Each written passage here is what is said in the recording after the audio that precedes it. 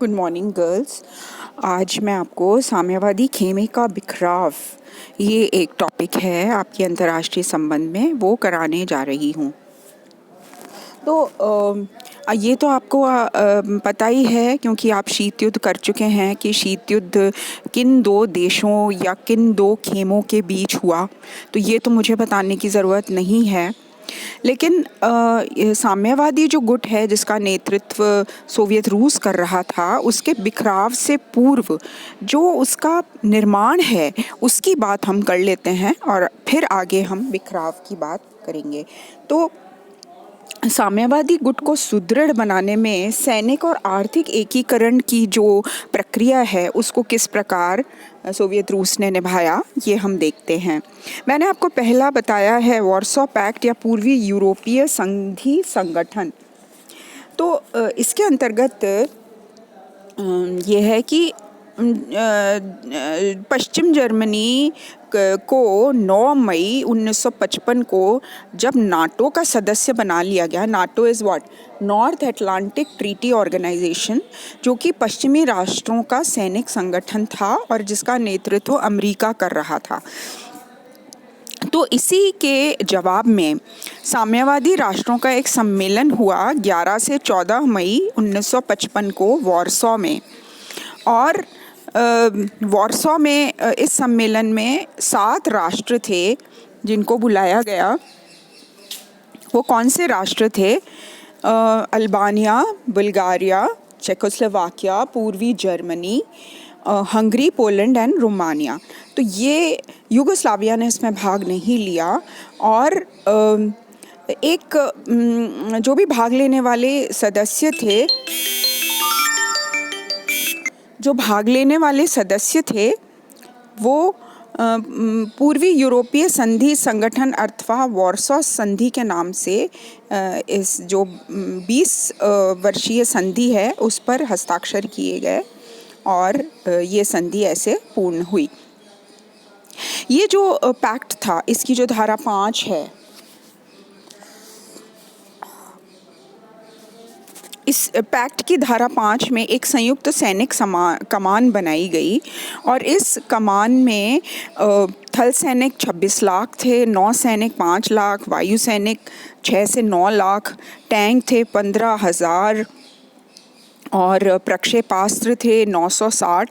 तो ये स्थिति थी जब ये विघटन हुआ, उससे पूर्व की स्थिति। तो इतना सुदृढ़ सोवियत रूस ने वॉर्सो पैक्ट को बना लिया कि यदि विश्व युद्ध की स्थिति होए तो इतने सारे देश आपस में मिलकर और जो पश्चिमी खेमा है उसका जवाब दें। दूसरा जो पॉइंट है वो है पारस्परिक आर्थिक सहायता की परिषद, यानी council for mutual economic assistance, यानी CMEA। ये भी बनाया। संस्थापक सदस्य इसके थे Bulgaria, Poland, Hungary, Romania, Czechoslovakia तथा सोवियत संघ। और 1949 में इसका निर्माण किया गया। और 1950 में अल्बानिया और पूर्वी जर्मनी ने भी इस संगठन की सदस्यता हासिल कर ली। और इस संगठन के सभी जो सदस्य थे वो इसके मूलभूत सिद्धांतों से आस्था रखते थे। और जो भी पिछले 30 वर्षों में इस संगठन के माध्यम से पूर्वी यूरोप के जो देश हैं उनके बीच आर्थिक सहयोग सुदृढ़ हुआ और सभी इससे लाभान्वित हुए। जनसंख्या जो इन सदस्य देशों की थी वो थी 34 करोड़ और कुल संसार की जनसंख्या का 10% था ये। और 1970 के बाद CMEA के सदस्य राज्यों के आर्थिक एकीकरण की प्रक्रिया बड़ी तेज़ी से हुई और जो राष्ट्रीय आय है इन देशों की वो 3% तक बढ़ गई। लेकिन ये जो देश थे विश्व के कुल औद्योगिक उत्पादन का 1/3 ही पैदा करते थे। जो तीसरा संगठन है वो है कोमिनफॉर्म, यानी कम्युनिस्ट इंफॉर्मेशन ब्यूरो। इसकी स्थापना सितंबर 1947 में सोवियत संघ, Bulgaria, Hungary, Romania, Poland, Czechoslovakia, France और इटली के देशों के साथ हुई और ये पोलैंड में एकत्रित हुए और वहाँ पर एक साम्यवादी सूचना कार्यालय की स्थापना की गई, जो कि उद्देश्य इसका यही था कि साम्यवादी नीतियों को क्रियान्वित व समायोजित करना, और पूरी तरीके से इसका नियंत्रण जो था वो सोवियत रूस के हाथ में था। और स्टालिन ने इस बात में सफलता हासिल करी कि पूर्वी यूरोप के जितने भी राज्य हैं उनके जो सरकारें हैं उनको संगठित करना और उनको साम्यवादी कार्य पद्धति में दीक्षित करना। तो ये था सैनिक और आर्थिक एकीकरण का जो प्रक्रिया है वो मैंने आपको बताई। अब जो साम्यवादी गुट है इसके बिखराव यानी के बाद क्या प्रभाव पड़े अंतर्राष्ट्रीय राजनीति पर, उसमें मैंने आपको ये बताया है।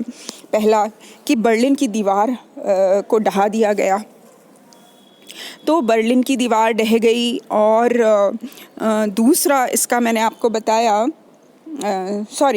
वो मैं आपको जो साम्यवादी गुट का अंतर्राष्ट्रीय राजनीति में जो प्रभाव पड़ा वो मैं बाद में कराऊंगी। इसके जो प्रभाव में पहला प्रभाव तो सीधा सीधा यही पड़ा कि शीत युद्ध का अंत हो गया, यानी अमेरिका और रूस के बीच जो ये तनातनी थी, जो ये युद्ध का माहौल था, ये ख़त्म हो गया। दूसरा प्रभाव था रूस की भूमिका में परिवर्तन हुआ। किस प्रकार का परिवर्तन हुआ रूस की भूमिका में, कि रूस जो है अब अंतर्राष्ट्रीय वज़न कम हो गया इसका, और ये उसकी शक्ति जीर्ण शीर्ण पड़ गई और अब ये महाशक्ति नहीं रहा। फिर तीसरा जो भाव है वो है साम्यवादी यानी साम्यवाद का ही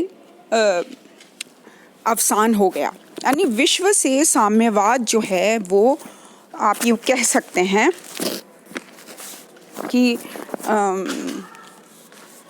वो धीरे धीरे डाउनफॉल उसका आता गया।